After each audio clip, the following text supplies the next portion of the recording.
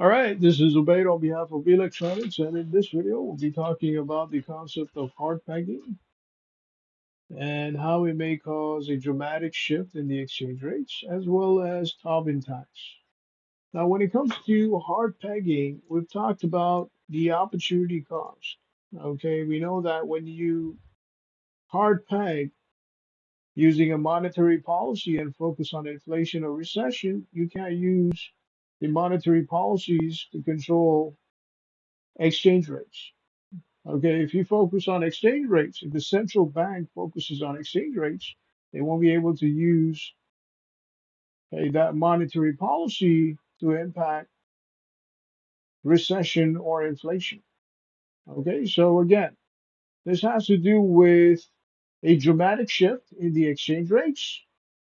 Okay, if there ever is a change, okay, if the government changes its focus, let's say it changes the direction of monetary policies from focusing on recession and inflation to focusing on exchange rates, it will dramatically change the exchange rates.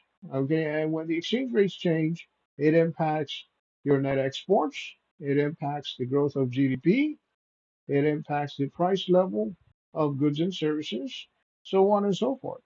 Okay, so this is the reason why the governments, okay, what they've done, some of the governments in the world, okay, so governments of certain countries in the world, what they've done is they've introduced something called a Tobin tax. Okay, now this is a tax on certain types of direct capital investments. So we're talking about financial capital investments in banks. Okay, and government has also introduced, okay, the government also came up with certain restrictions on certain types of foreign investments. All right, so that would be it when it comes to this video on Tobin tax and changes in hard pegging.